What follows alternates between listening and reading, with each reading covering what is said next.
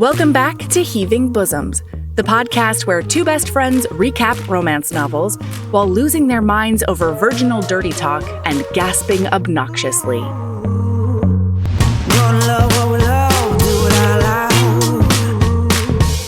Stack our shelves with the clinches out. Shout it from the rooftop, can you hear the sound? Yeah. Live your best life, love it out loud. Love it out loud. Hey HBs! If you're a regular listener, thank you for coming back to witness this stunning display of bonkers literature with us. If you're a new listener, welcome. This is a doozy of an episode to start with, and frankly, I applaud you. Yesterday, we gave you our recap on Not Today, Satan by Calliope Stewart, and today, we're wrapping up our Halloween week with an incredibly unexpected treat. Here's our recap of Bewitching the Boss by Jessa Kane.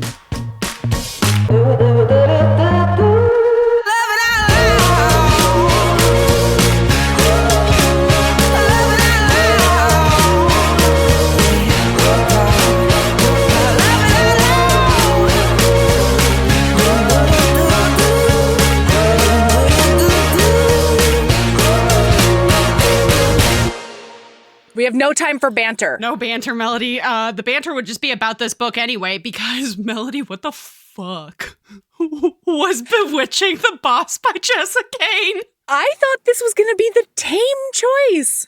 I did too. So I said yesterday / whatever you're listening. I said that I had no idea what I was walking into. That's not entirely true, right? I did read the synopsis. The synopsis did not prepare me. No.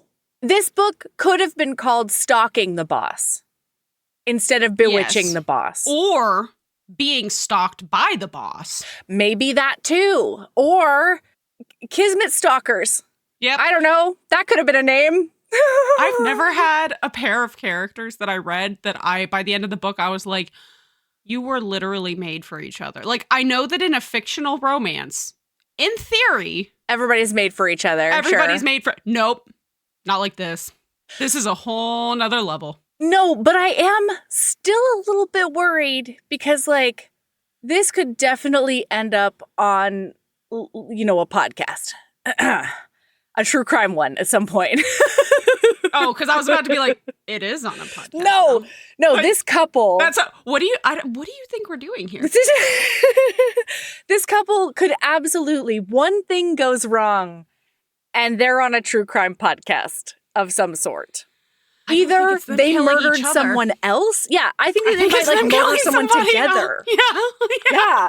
Okay, listen, here we go. So we literally open up hot. Yes. So my first note is, looks like we have a 23-year-old youth lady stalker on our hands. She knows everything about this guy and has for the last 2 years. Yeah. So she walks into this guy Byron's office, and she's introducing herself because she is going to be the party planner for his Halloween party. And she's like, this isn't random though, because I have been putting leaflets in his mail and I've been doing an email campaign only for him. Mm-hmm. Also, HR has entered the chat immediately because she walks in, he looks up from his desk and he's like, oh, I wasn't expecting somebody like you. And she's like, what the fuck does that mean? And he's like, you're attractive. Yeah, somebody who looks like you, he says. Yeah. And then she's like, oh my God, he finds me attractive. And then she thinks to herself, if he knew who I really am, he would throw me right out of his office. Maybe even call the police. By the way, all he does is he's like, what's your name? And she says, Jane. And then he's like, Jane. And then she creams her pants. Yes. Immediately. Hard. She floods the basement. Oh, man. So apparently she is a party planner in Silicon Valley. And to be clear, listener, she's been a party planner for 1 year. Yeah. It did not say this in text, but there's no way she did not take this job in order to manufacture an opportunity to meet this man in person. I completely believe that. Absolutely. Yes. So he is a super hottie. He is 6'3". He's naturally muscular. Thick in places that should be illegal. And he clearly has no idea what to do with all that size and strength. No. It's untouched. untested. He's a The hot buttons nerd. of his dress shirt struggle to remain closed. Black hairs that match the unruly waves on his head peek out over the top. The fly of his slacks is strained. Oh. God bless his tailor for hugging those bulky male lines. He's doing the Lord's work. We've got a hot nerd listener. Hot nerd. Yes. Absolutely. My next note is, did she kill his sister? Yes. That did she kill his sister is my next note, and it's under a passage that says, "I'm so sorry." Yeah, because he tells her that he doesn't like parties, he doesn't want to do parties, and that was even before he vowed to not take pleasure in anything ever again, period, the end. Because his sister died 2 years ago, and after that, he was like, if she can't experience life, I can't experience life. She's dead. I can never be happy again. That includes, I swear to God, it includes like rich food and dessert. This man does not jack off. This man lives on Soylent, hasn't come in 2 years. Yeah. He lives, sleeps, and breathes his like transportation app or whatever. He's doing. Like, to be clear, I want whatever. Like the app that they describe as a avid traveler, I want this. Yeah. But anyway, it says, "I'm so sorry." He has no idea how much I mean that. I mean it on a soul deep level that I'll never be able to express. But sorry can't bring a person back from the dead. Sorry can't undo the past. My sorry means nothing. I was like, she killed his sister. She killed his sister. Oh my God, that's a hell of a thing to get over in 104 pages.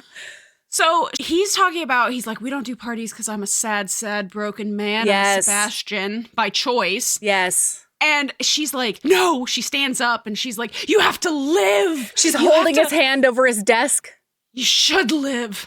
And then she walks around his desk, leans against it in her short, provocative outfit. Yeah. And you can see her underwear. He can see her underwear. She crosses her legs so that he gets a flash of underwear. And then we find out that she's been watching him through his windows for 2 years. And it says like, wow, it's so crazy to see him up close. I usually only see him through my binoculars.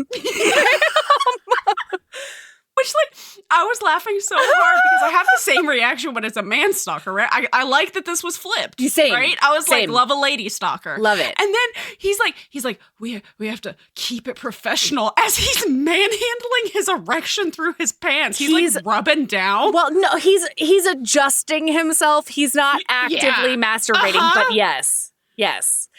But then she's like, yeah, we need to meet again so that we can get an idea of what this party. She knows that he's touching his dick because she knows his masturbation tells because she watches him jerk off through her binoculars. But wait, that makes no sense because he says that he doesn't orgasm later on. I was confused about this.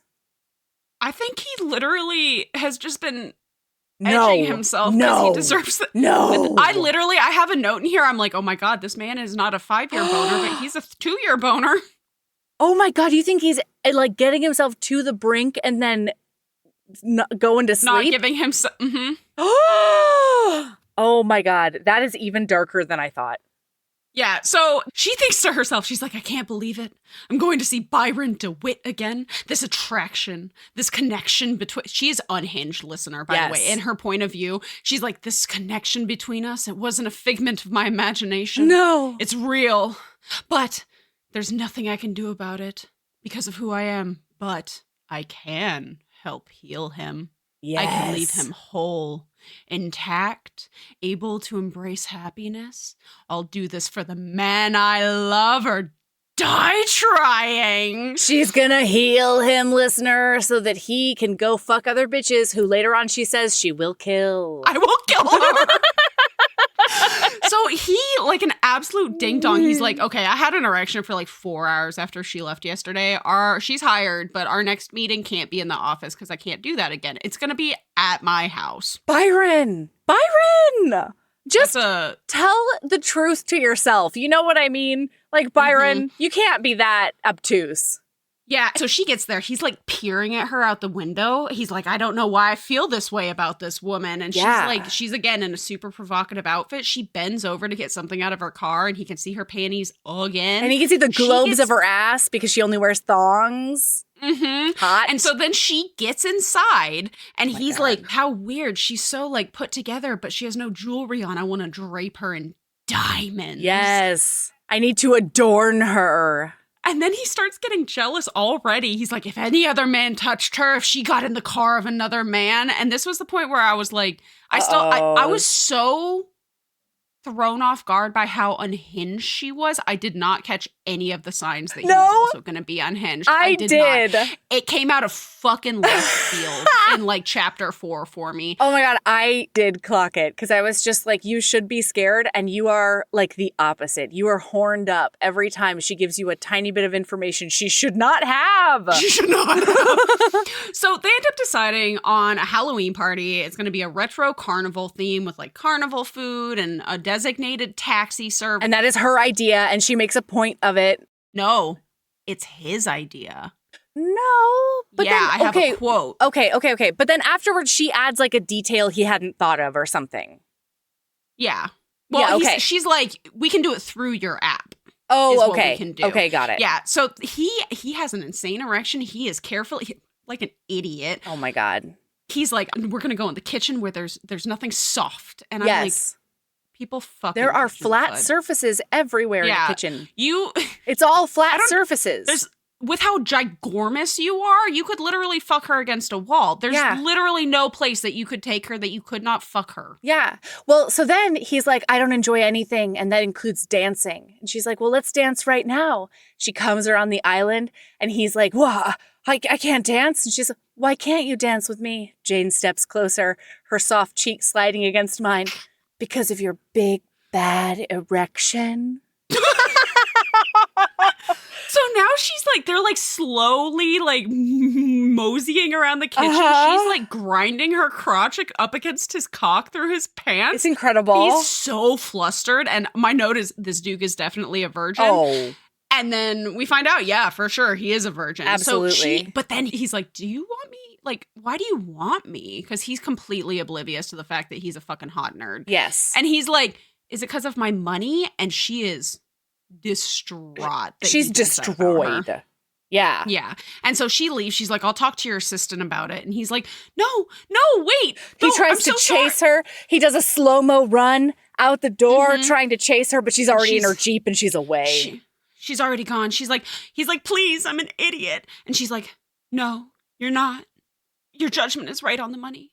Goodbye, Byron. Yeah. And then leaves. She's like, why would you be interested in somebody like me who didn't even think of something smart? It says something to the effect of, maybe I'm still the selfish party girl passed out in the back seat while her friend drove us home drunk from a party and ran a red light. Do we ever find out how old Byron is? No, wait. Yeah, he's 32. So how was this Duke a virgin before his sister died? Is he just an awkward panda? This man lives in ones and zeros, Melody. He makes it very clear that the only thing that has ever mattered in his life is programming languages. And he was very close to his sister, so I guess he got like the familial emotional relationship there. Mm-hmm. But like nerds fuck. I mean, newsflash. As somebody who went to college for STEM, yeah, some nerds fuck. What? No. I knew a lot of nerds. I thought the STEM kids were like the band kids. No. At 30 years old, a lot of this Duke is a virgins. Really? Oh, yeah. Interesting. A lot of them. Okay, all right. Yep, here we go. So anyway, now the next morning she can't help herself. She goes and she watches him swim because that's what she does every morning on the way to work. He does like a bunch of laps in his pool in a Speedo, and she climbs over his fence, sits in his cabana, and she doesn't go over his fence. I'm positive she does. No, she thinks about it, but she's like, where is he? Because he didn't come home last night. And he's not swimming laps this morning. And so she's like, I should climb over the fence, but like he'll see that. She's like peering through the fence at him. And she does it every fucking morning. And she's about to masturbate outside. Yes. And she's like touching on her nipples. And she thinks to herself, she actually says out loud. Out loud. Nothingness. She says, I've stayed celibate for you. I'll never, ever let another man touch me as long as I live. And we find out that she does an hour of Kegels every night to give him maximum pleasure if he ever needs her. If he ever calls upon her. So then he gets to the office and he has a bouquet of peonies for her. Yeah. And she's like, oh my God, what? Oh, Byron. I wouldn't even, this is actually what I would get myself were I to go to a florist. And he's like, yeah, I thought roses were too obvious. She's like, well, come into my office. And he's thinking to himself, I stalked her online really hard and she hasn't worked here long. It's impressive that she has an office. And she says, yeah, I changed my life completely 2 years ago and I've just been working so hard ever since. So I have a question for you, Mel. Please tell me everything. At some point very early in this book, she makes some comment about how she like changed her identity 2 years ago. She changed her name for sure. That's not easy. No, but she's had 2 years to do it. You know what I mean? I guess. Yeah.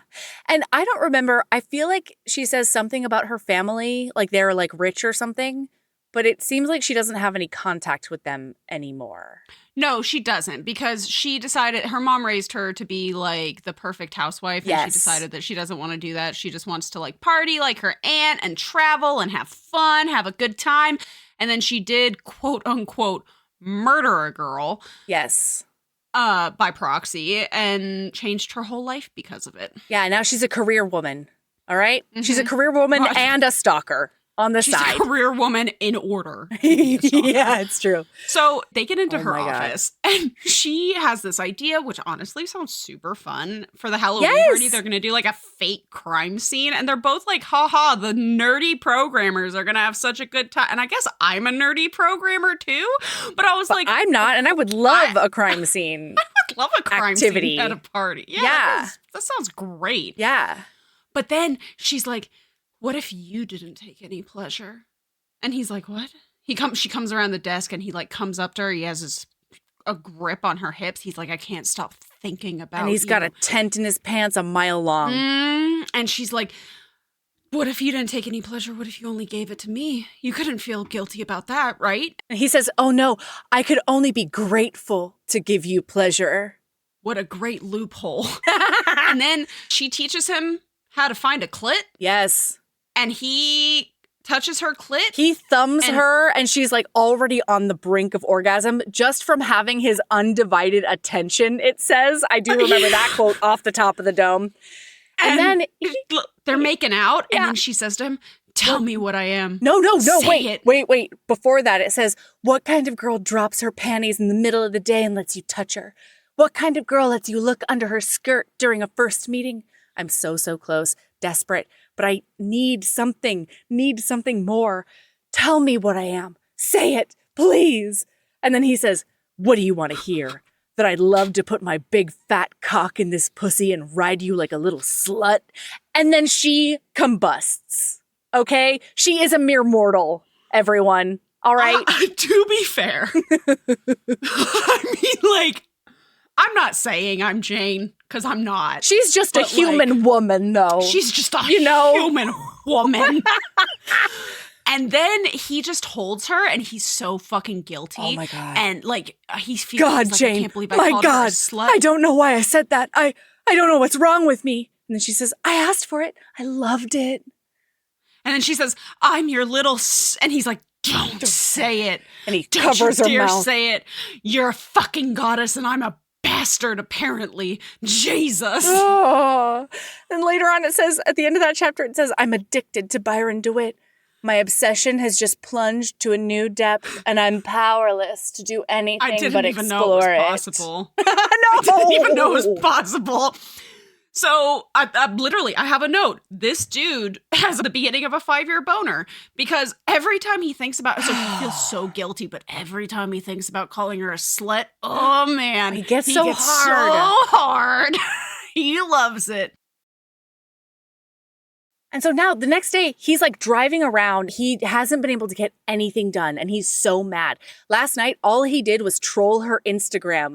And even though like her photos were professional with just like a hint of sexy, if he had her phone, he would go through and delete all of her photos because nobody should see her like that but This him. is the point. Like, at this point, I've started to clue in. I'm like, oh, this man is also deeply unhinged. Yeah. Okay. He All says right, like, this is the ride he we're says, on. like, I looked at the data and more than half of her followers are men, and they probably all want to take her out, and like nobody gets to touch her but me. Fuck her. So then he gets to his coffee shop. Yes. And he walks in, and she is there in basically A negligee. and a negligee. And he is watching her get her coffee, and then he sees this other nerd walk up to her and like flirt with her, and he goes stomp. Like, well, but first, it's very clear she's not interested. Yes. And he's like, because she's mine. Yeah. And then he walks over to her, and he like shoves that dude. Yes. And he's like, mine. Not gonna happen, buddy. Yeah, fuck off. And then he's thinking about her at this point. He's watching her as he walks over, and in his head, he says, I think I've developed a terrible obsession with you. I want to fuck you in ways that, in my head, feel degrading to you, but I sense you need them, acquire them, and I'm aching to give you what you need. No matter what it entails. And then he decides in this, by the way, listener, we're on page like 40. Yes. Okay. He says, go wait for me on the back patio. He says, fuck my vow. Yes. To my dead sister. Because all of a sudden, he's just like, other men will have her unless I claim her. That is the new standard. And so he's like, go out to the patio and wait for me. And she's like, anything, okay. And he's so excited that she just does it without a thought. And then he pays off the barista. He hands the barista a couple of $100. He's like, don't let anybody come over there until we come back. And the barista's just like, sure, man. So, couple of logistics here. Please just tell I me need everything. to point them out. Yeah.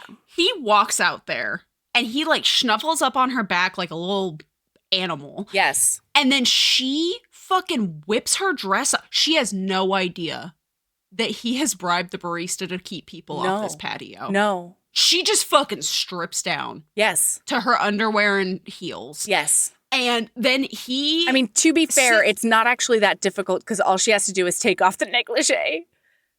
It's just a one piece that goes onto the ground. She didn't need to take it off. No, she really didn't. Like, that's the funniest thing about this, I think, is like, she didn't have to get naked. No.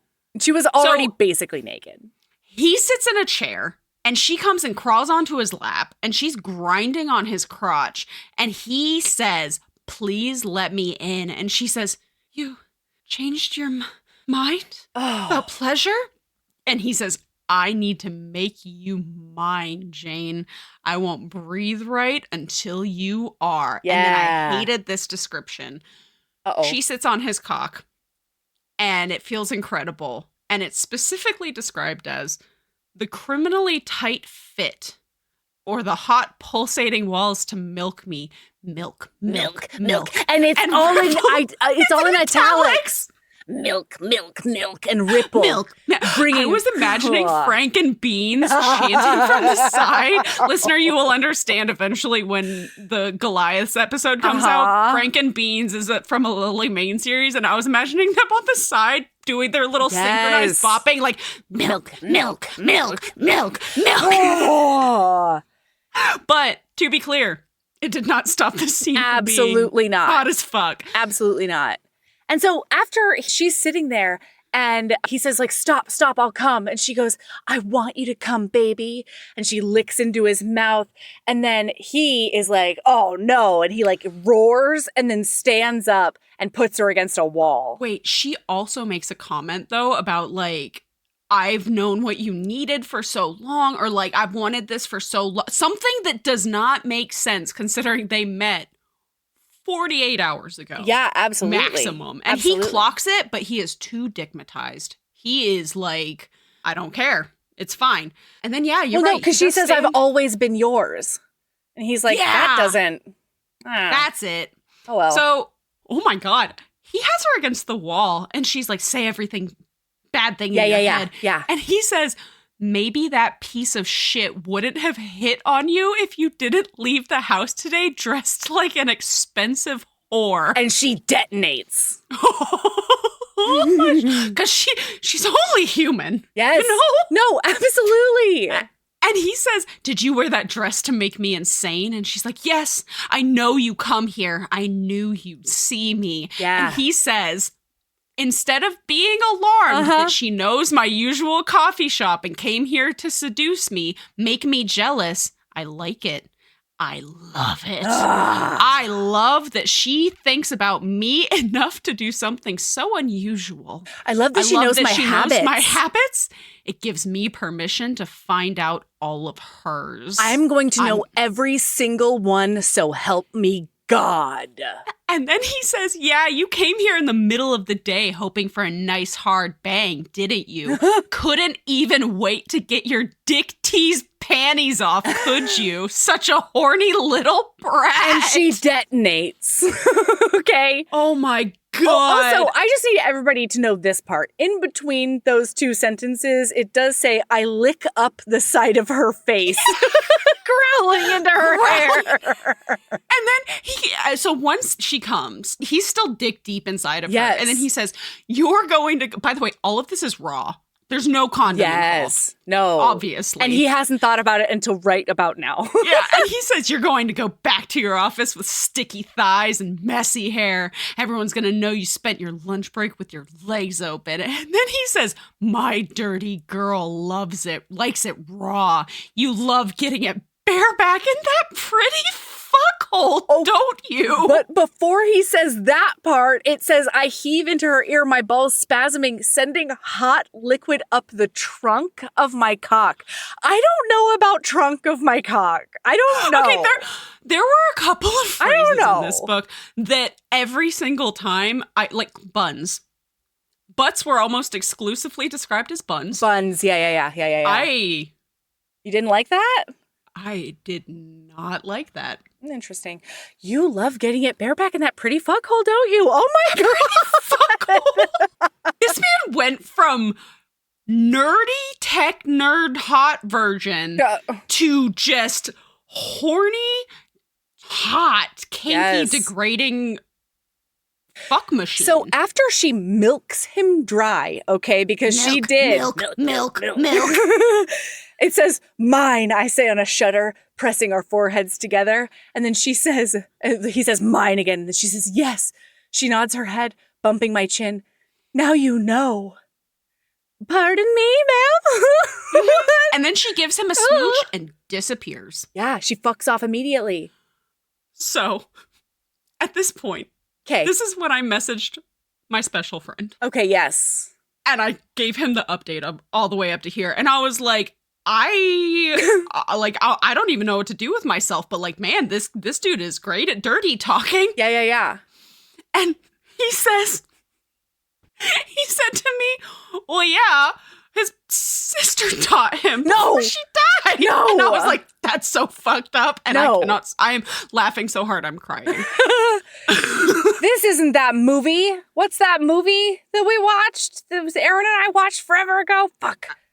The silk scarves. Mountain climber. And the mountain climber. Mm-hmm. And the mountain climber should have been you. Nope. God seduced. Nope. Damn it. Sponsored by something.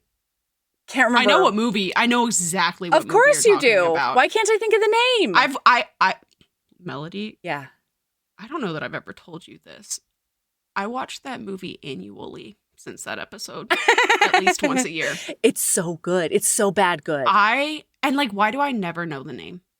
I know. I have to look for it in my Voodoo every single time. God damn it. I'm just going to Google it really quick. Please do. Otherwise, I'm not going to be able to focus. Then it's the next day, and she's been avoiding all of his phone calls because she just deuced out of there, and she's avoiding him because she's thinking, is it too much to hope that I'm having a positive effect on Byron and that I'm nudging him back toward the living where he belongs? I wanted to show him the light, but I think I'm dragging him into the darkness with me. Yes. Making him call me names, begging him to shame me like I deserve. Ooh. Oh, boy. And then he shows up because she's not answering his phone calls. Yeah, she's like, I have to stay away from him now because I'm just bringing him into the dark. And he's like, Yeah. Guess what? Yep. And so he's like, we need to talk. And so they go outside and he's like, why haven't you been answering my calls? Was it not good for you yesterday? Oh my God. And she's like, it was amazing. It was heaven. And he's like, it was heaven for me too.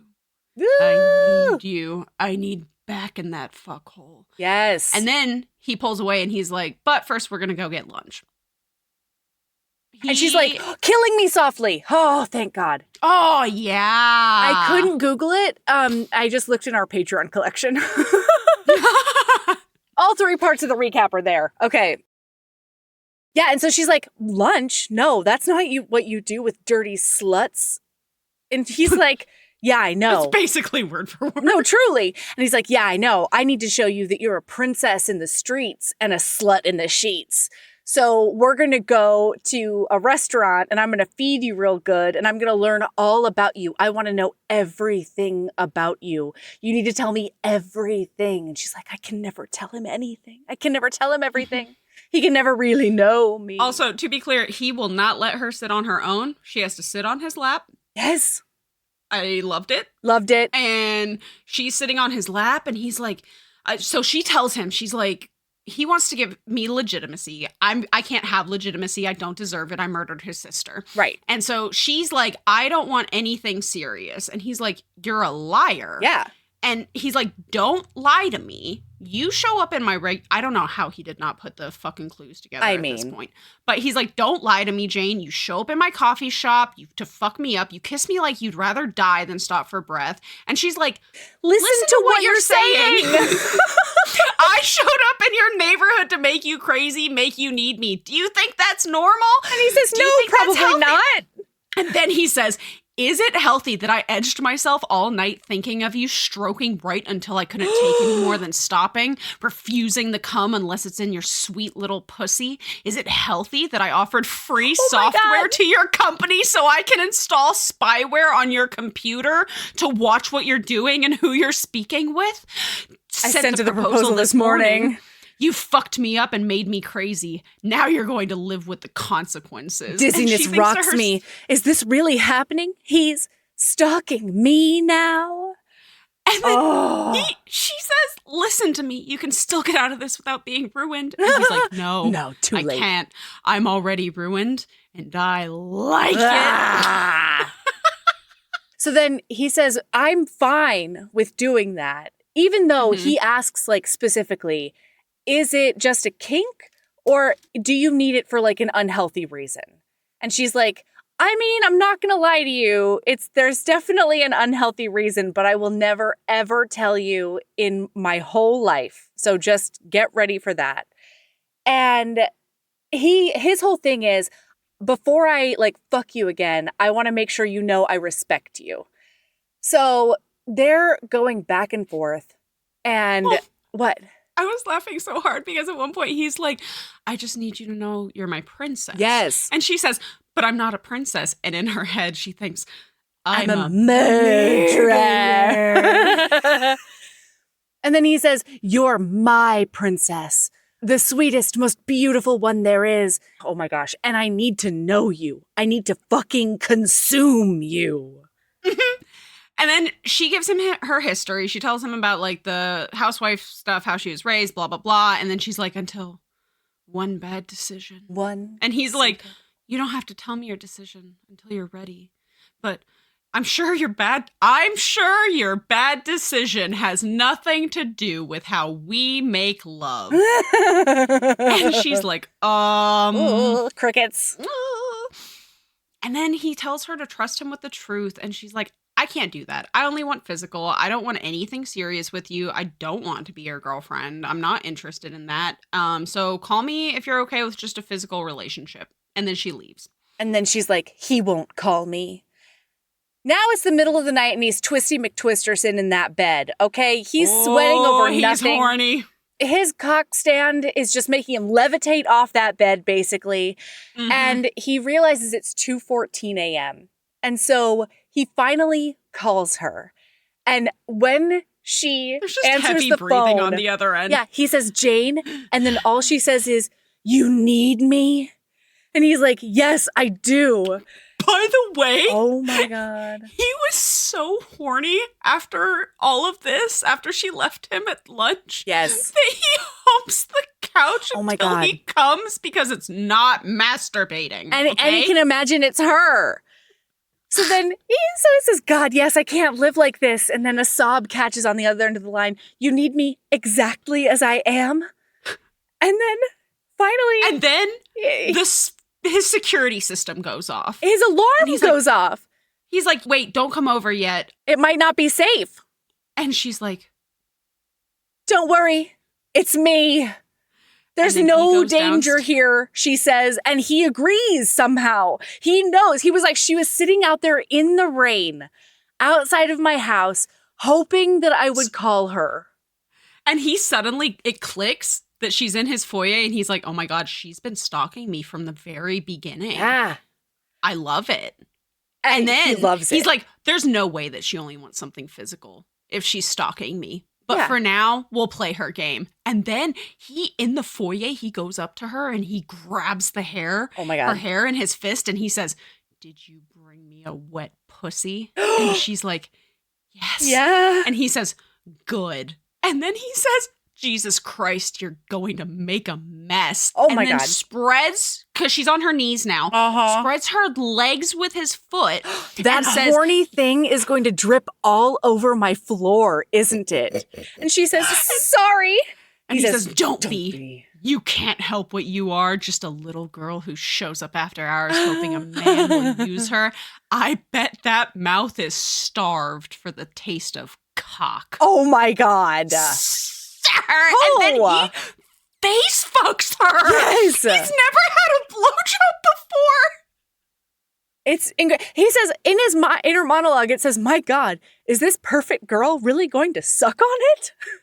Yes. And then he's face fucking her and he says to her, were you sitting out in the dark hoping I'd bring your horny ass inside and put you on your knees? Mm-hmm. Sir. She is so into it. He's like, suck my balls. And she does. And then he says to her, that's the kind of thing you can only tell a slut to do. And she says, yes, that's what I am. Use me. Oh, don't worry. You're going to get used, he says. Then he puts her into doggy on the floor. Yes. Floor, the Time marble to get floor. what you came for, you hot little tramp. And he says, you're a little home wrecker. Like, you're a hole so fucking tight, it's built to break vows. Incredible. The foyer's the best you can hope for. Oh my isn't God. it? Oh my God. Girls I can't like even you don't take get brought to bed, huh? You get banged where you stand. Fast, filthy, dirty shit on your knees in the fucking foyer. Yes, she says. Oh God, don't stop, Byron, please. And then he's fucking her so hard that they are flat ironed on the foyer floor. And he says, go ahead, come on it, slut. And he's fucking her so hard that they're squeaking. Oh my God.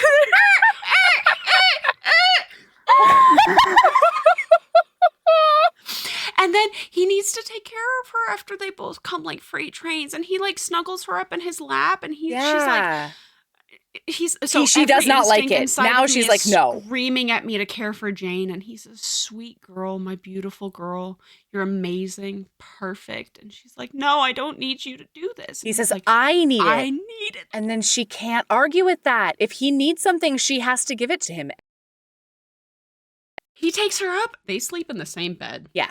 And wake up the next morning. My and God. she's like, maybe I can just, keep my secret forever. Maybe I just never need to tell him. Whoa. The only reason she says that is because when they wake up, he says, you live here now. Tell me exactly where. No, not yet. Not yet? Not yet. She's just sitting there thinking he's still asleep, like fucking koala'd on her. And she's like, maybe I can just, keep my secret forever. We'll just be together and unhinged. Oh my God. And, like, he didn't run when he found out I was stalking him. No. So, like, he kind of loved he's it. stalking me too. And he's so, praising like, me and he's caring for me. And then when he wakes up, he says, you feel that, don't you, Jane? She's like, feel what? He kisses my shoulder. That you're supposed to wake up here every day. And then she tells him, yeah. Byron, I was outside your house last night.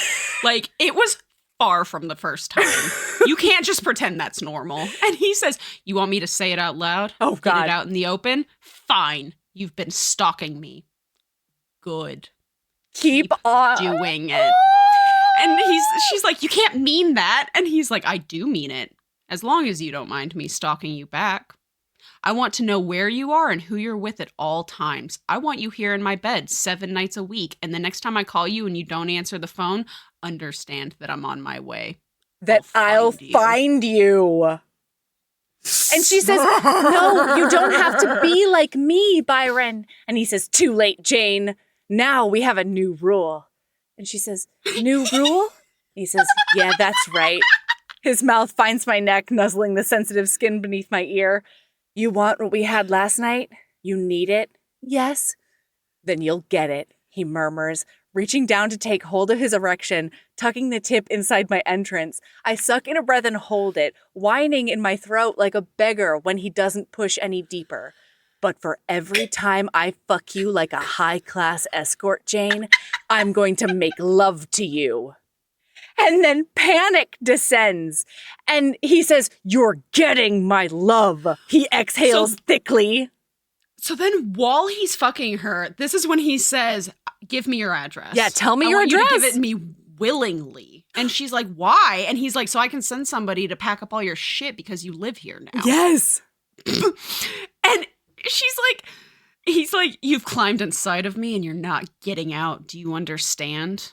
And she's like, but I have to. And he's like, whatever is damaged, we're going to fix it or we won't. We'll be damaged together. I need you however I can have you. Just open your legs for me, you gorgeous girl. Tell me, okay, this was the other one that really got me. Tell me this sweet young cunt is mine. Her young cunt is a little much for me. He says it at least twice.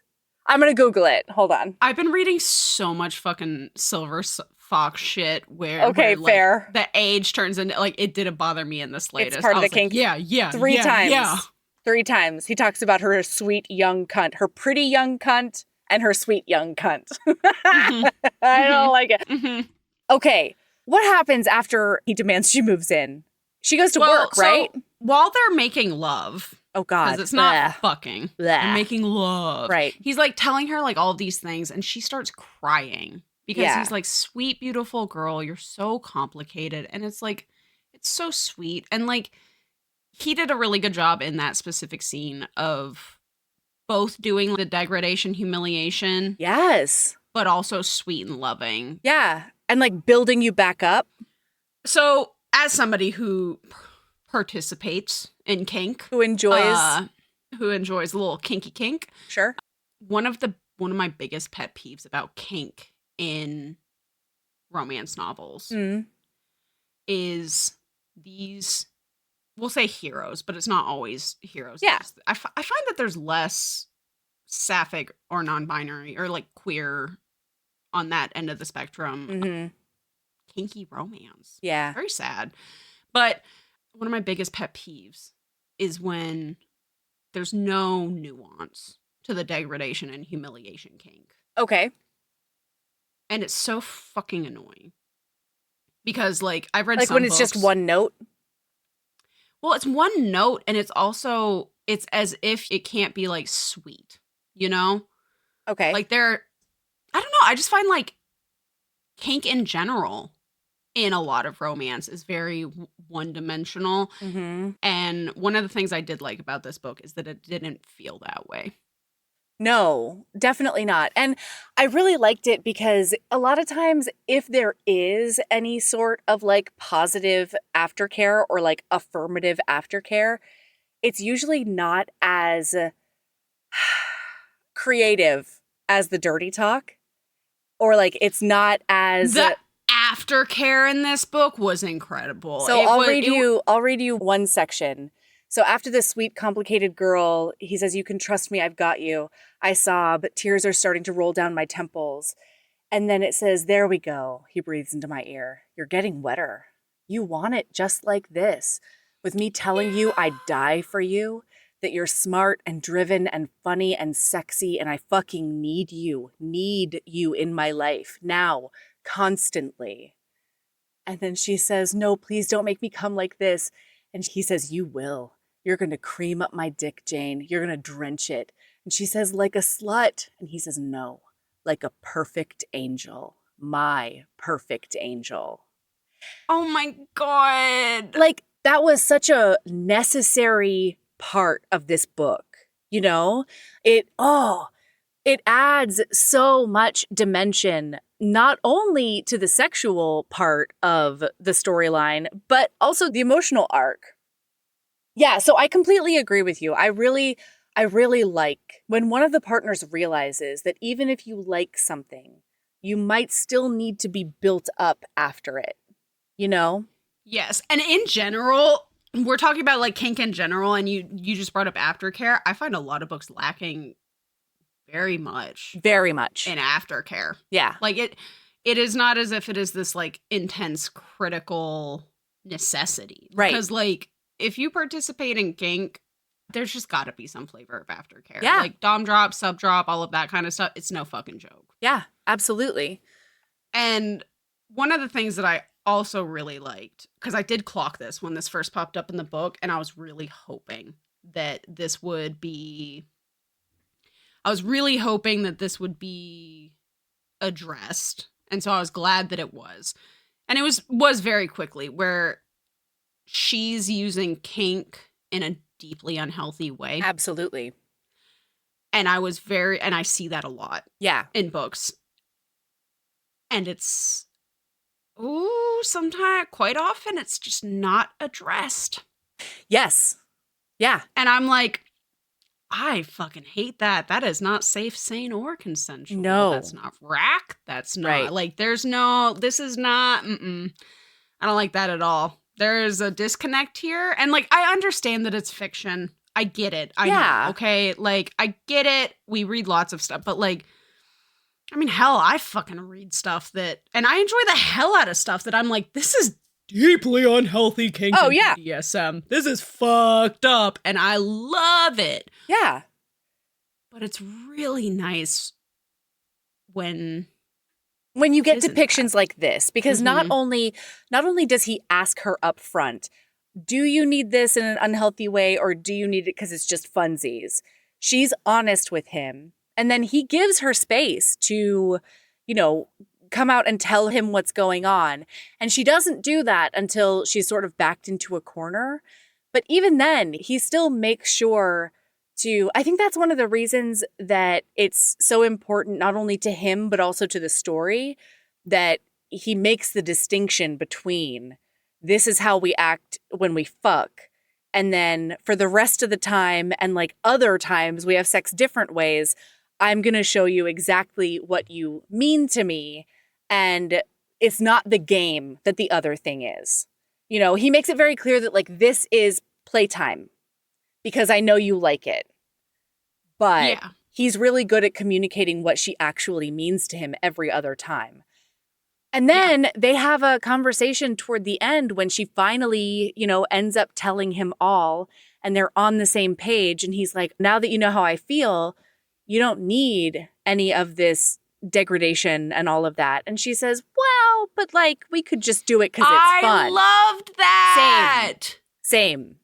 She's like, I mean, we can still do it because it makes me come like a fountain, And I don't think that's going to change at all. And he's like, yeah. Good point. Let's do that. Okay, so now the next chapter opens up with him saying, being Jane's boyfriend came with a lot of problems. Like, I couldn't concentrate on anything, and I'm always checking my tracker app. He has a tracking app, and he's constantly looking at it. So he realizes, he looks at his tracking app while he's at work, and he realizes she's not at her. Oh, by the way, this billionaire asshole decided that herping across town was too far, so he bought the bottom floor of the building across the street to move her event planning company into so that she was closer. And then listener, at the end of the book, we find out in the epilogue that he decided that was too far. And so he bought the bottom floor of his building and moved the company in there. And then he put in a private elevator break room attached to his office. They have a fuck den at work. It's incredible. If you are a billionaire, you better be doing shit like that. You know what I mean? Honestly, this is one of those situations where, like, if I won the lotto, I wouldn't necessarily say anything, but there'd be signs. And one of those things would be a private elevator and a fuck den in my office. Yeah, that makes sense. Mm-hmm. So he realizes that she's left work and he's like high alert about it. And then he's like, oh yeah, she did tell me, like, after I got my face out of her cunt this morning, that she needed to pick up a costume today. Well, and he's like, absolutely not. I have no idea what she's choosing for us. Yeah. And there's no fucking way that I'm letting her go as a sexy anything. Yeah, she can't be sexy. She can only be sexy for me. But he also fixes this. He does. This fixes was this hard. Yeah. So he goes to the costume shop and he's like, tell me what you were going to be. She was like, I was going to be Julia Roberts from Pretty Woman. And he was like, you were going to be a sex worker? And she's like, yeah, because I need to remind you of what I am and who I am and what level I am and stuff. And he's like, no, you're going to be a princess. And so he like carries her to the dressing room, tells the worker to get a princess dress or whatever. And then when he's in there, he's like, you're not going to be the most expensive one they have. Oh, yeah, it has to be the most expensive. I did love that it was used on an extra in A Knight's Tale, the movie. That's a hilarious detail. Hilarious. Loved it. Also, all the dresses in there were fantastic. They were a bit like neon, but that's fine. Anyway, sorry. So I'm going to be honest. I don't remember that movie at all. I have no idea what the reference was. Oh, God. That needs to be a watch party. A watch party? I'm okay with that. Needs to be a watch party. Okay. So anyway, so he goes in there and he's like, P.S., this is not about you dressing provocatively any other time. I don't want to change you. I like the way you dress. This is just about showing you and showing everyone else who you are to me. I want you to feel the way I see you. Yes. It was beautiful. It was beautiful. Then he goes as Prince Charming. By the way, very importantly, I skipped a little thing. As he's walking into this costume. Yes. In her car. Past her car. And in the back seat. I glance into the back seat as I pass, finding a collection of belongings I thought I'd misplaced. A blue necktie, a comb, one of my dress shirts. Oh my God. I'm not jarred or surprised. Why would I be? I'm living with my stalker. She's my girlfriend. And I fucking love it. I wonder what she'll steal next. Oh! And I was like, Byron! And then he's why like, are you as a matter of fact, I need to start bringing some of her shit to my office. Oh my God. Oh my God, so funny. So now it's Halloween party time. No. Whoa. No. Are we butt fucking before then? Whoa. Is that what we're doing? Whoa. Butt fucking is epilogue. That's the epilogue. No. They are in the fucking place. She's trying on the dress. Yeah. And she's looking at the thing. And then he says to her, can change the packaging and you'll still be the girl I'm in love with. But yeah, this is how I think of you, like a princess. And she says, did you just say you love me? And he says, of course I love you, Jane. I love everything about you. I know enough to be sure I want you for my wife. Oh my God, yes. And then she's like, what? And he's like, be my wife or I'll die. Say you'll marry me. Byron, you need to think about this. You're being impulsive. If I could rip my heart out and show you how hard it beats for you, I would do that. But I only have this. And then he fucks her in that dressing room. Yeah. And he says to her, I want to track you and eat you and worship you and fuck you for the rest of my life. Marrying me just makes it legal. Say yes. He says, you'll sit outside in the rain to stalk me. Now you'll damn well walk down an aisle for me. You'll wear my ring on your finger and never take it off. And she's like, Yes, I'll wear your ring and be my wife and be your wife. I'll make you so happy. I'll follow you anywhere. I'll never leave your side. Never. I love you. I love you. I love you. And then that makes him come because it's a love come now. I mean, he's only human. No, agreed. Agreed.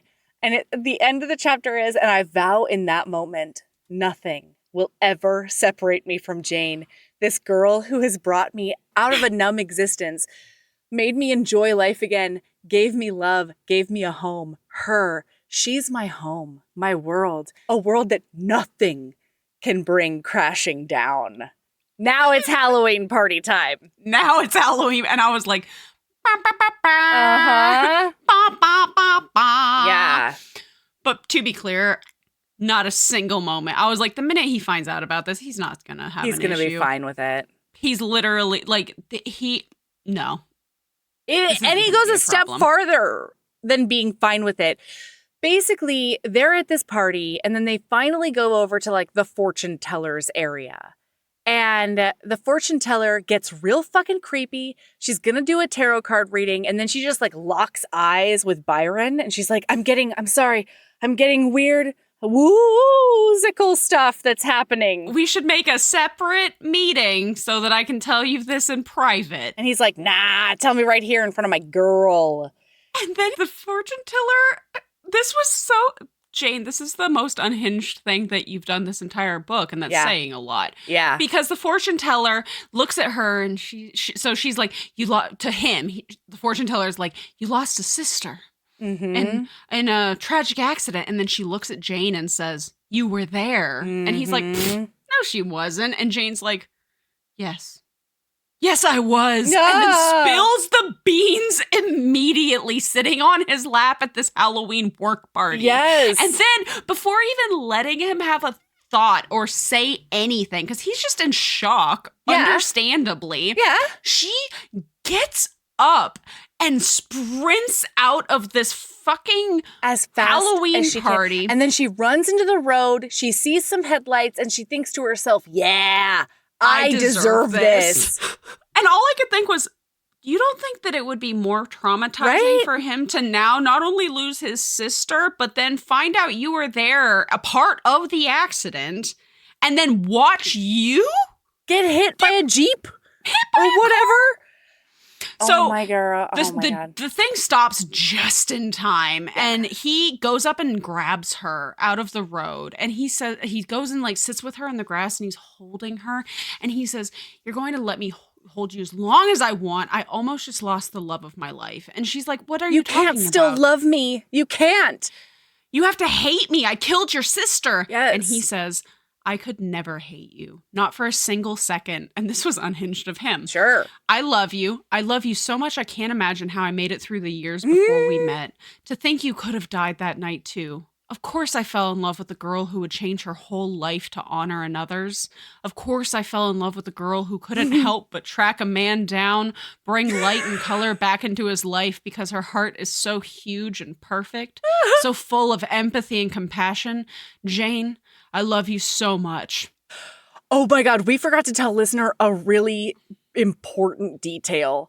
And that is that the reason she saw him at all is that she showed up to his sister's funeral and watched from the fucking bushes and fell in love with him while he was saddest. That's the saddest, brokenest man I've ever seen in my life. That's the hottest Sebastian. And it's all my fault that he is this way. Nothing's made me hornier ever. And then she came on that hill and was like, this man's mine. He says, there's nothing that will ever change that. I'm sorry for what we went through to find each other, but the end result is permanent. You're mine. You're always going to be mine. And then she says, and you're always going to be mine? And he says, forever and always, until the day I die. And then he says, I'm taking my princess home now. Not my whore, not my slut. The perfect princess I'm going to make my wife. Uh-huh. And then she says, there's no rule that says I can't be all of those things, right? And he's like, Jane, no more of that, of what we've been doing. And she's like, not even once in a while? Yeah. And he's like, I will only do that if you agree and acknowledge that I love you to the ends of the earth. And she's like, you love me. Yeah, done. To the ends of the earth. And then he takes her into the alley and he says to her, okay, slut, do what you do best and take this cock. Yes. It's incredible. So listen, the epilogue is 3 years later, and she says to him, you need to do 100 laps in the pool, and then we can do anal. Hang on. They have arguments about who's more fanatical about their spouse's whereabouts. Yes. They're like, I'm more obsessed. No, I'm more obsessed. And then they just show up places. They're like, I'm more obsessed. Like, friends, you are made for each other. One of my favorite parts of this epilogue. Decided yes. They will never have children yes. because they are too obsessed with each other to ever bring somebody else in yes. and have them be as important as the other person. Best decision for these people ever. This might be one of my most favorite epilogues simply because of that. Yeah. Yeah, they were like, Making we really thought about it, and we thought about like timeline or whatever, and then we were like, no, we really just need to be us forever. It's 3 years in and we're still just as obsessed with each other. They stalk each other. Yeah. And even now, sometimes they'll be like close to each other, snuggled up, and she'll be like, I'm just a little overwhelmed. You're very close and I'm used to being so far away. Yeah. And he's like, okay. And then he just like leaves and she can just watch him. Peering around corners like a weird little He loves feeling her eyeballs on him every morning while he swims still. So she comes out and she's like, listen, bud, let me watch you do 100 laps in that pool and then you can fuck this ass. And he's like, and the reason, tell them, Sabrina. The first and last time that they did anal was a couple of months ago. And he came home from a 3-day trip and turned into a crazed fucking animal and fucked her so hard on the floor that she had rug burn and only used spit for lube and just plowed her asshole. And then he felt so guilty after As he should. He sent her flowers 3 times a day at work for a month. She wasn't even upset about it. The reason she was unhappy about the situation is because she didn't like how guilty he felt. Yeah. She loved being used for his pleasure like that. Even though it hurt like crazy. Oh, man. She was like, give me that painal. I don't like your guilt. That would be I'm okay with so painful. Oh, my God. Yeah. So anyway, then he fucks her on that lawn chair. Oh my God. And it's great. He loves it. She brought out lube. They are all prepared. Yeah. And after they both come, they snuggle up and they go take a nap on this lounger. And he says to her, I love you to the point of madness. And I've never heard a more true statement in my life. Seriously. Oh my God. This was so good. So good. So bonkers. It was bonkers as how is this the bonkers one when we literally read one where he has a jack-o'-lantern for a head? I know.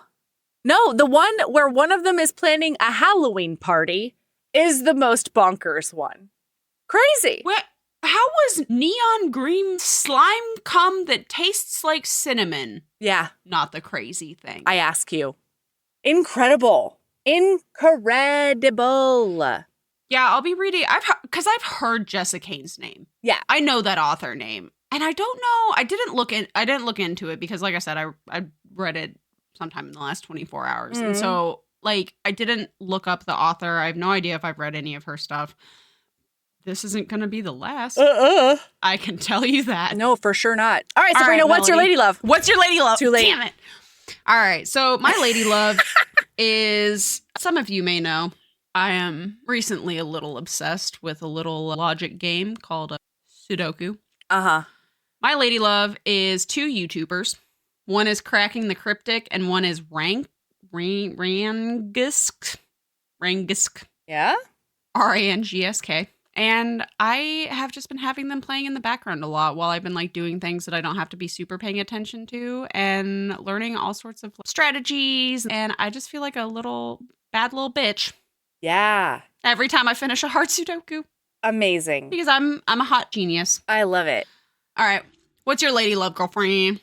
My lady love is roasting pumpkin seeds.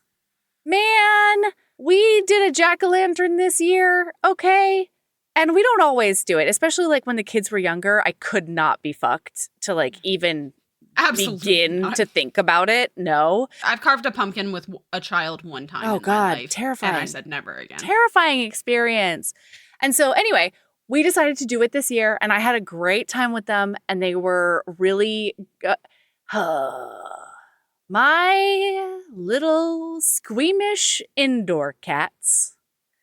I open up this fucking pumpkin, and Valor immediately decides that it smells bad. And like, that's the kiss of death for a Valor. She will not engage anymore if something smells bad to her. And then Ember tried to put his little hand in, and he was like, oh no, it feels blah. And so I literally did all of it. I did all of the gut peeling. I did all of the everything. So when you say cats, you're talking about your children. Yeah, my indoor cats. Oh. Valor will be an outdoor cat. When the fuck did you get a cat? Never. Michael's allergic. I know. Yeah. I've just decided to torture my spouse. It's fine. No, so Valor is the most outdoor cat of my family, other than me. I am the alley cat. To be fair, of everybody, you're the feral one. Yes, yeah. I am the down and dirty alley cat that cannot be caged. But Valor will come and do dirt stuff with me, right? And that's great, but god damn it. These two. And then afterwards, I was like, I'm going to take my spoils and I'm going to turn them into a snack, everybody. And I roasted those puppies up. Ooh, they were the best. They were just the best snack over a week. How do you get the seeds away from the guts? Boy, do you schmook them out. You take your hand and you schmook them. You squeeze them. And then they go out of there, and then you put them in a colander, and you make sure all of you wash them, and you make sure all the pumpkin guts are gone. It's a lot of manual work. All right, hey everybody, keep being a badass and love yourself as much as you love meeting the one person out there in the world made for you. I mean, all right, bye. Bye.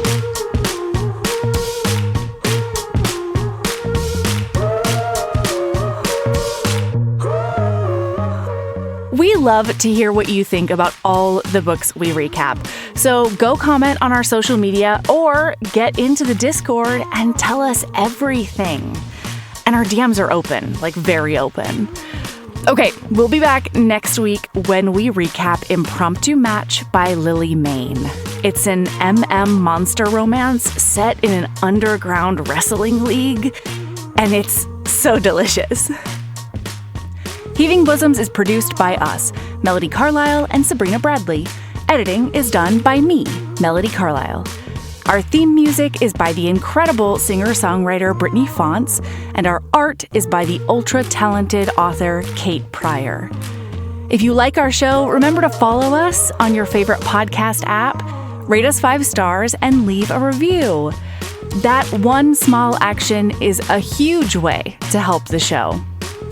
If you want to get in touch with us for advertising inquiries or anything else, you can email us at heavingbosomspodcast@gmail.com.